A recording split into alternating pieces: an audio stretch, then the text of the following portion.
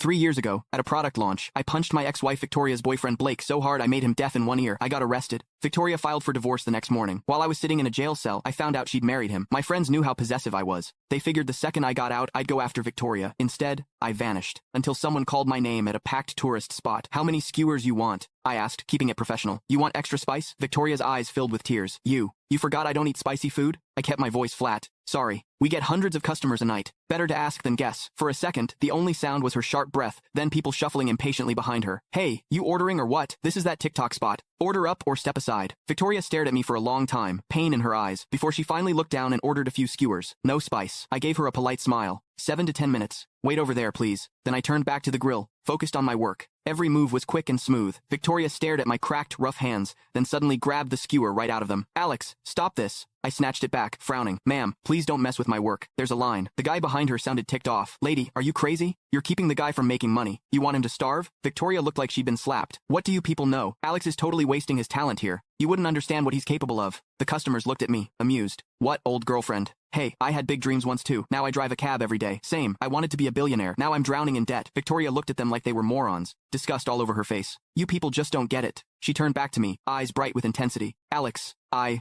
know you don't really want this. The code you wrote, the programs you built, they were genius. You could make millions overnight if you wanted. Why are you throwing it all away? Before I could answer, her eyes went red with guilt. Is it because of me? I know what happened hit you hard, but I never thought you'd give up like this. End up like. Her eyes were full of pity, like I was doing something shameful. I stayed calm. Ma'am, if you don't want the food, I can cancel your order. Please don't hold up my business. Victoria froze, shocked and hurt. She sat back down, tears spilling over. Who said I don't want it? I'm eating. I turned back and finished up the skewers. Victoria ate while crying, glancing at me over and over, hoping I'd comfort her like I used to, but I just frowned a little and refilled her napkins. Ma'am, if you need help, there's a police station about 500 yards that way. That finally broke her. She covered her face and ran off. I didn't see her again until I was about to close up. She stepped out of the shadows where she'd been hiding. How long have you been doing this? She pulled out a stack of cash and put it in front of me. I'm here on vacation. Spend 2 hours showing me around, and you'll make more than you do at this stall. I looked at the thick stack of bills. 3, maybe 4,000. Enough for the doll Lily had been begging for. The skewers were sold out. Only an idiot would turn down easy money. Sure, I know this place like the back of my hand. I smiled, took the cash. No shame. Victoria's voice shook.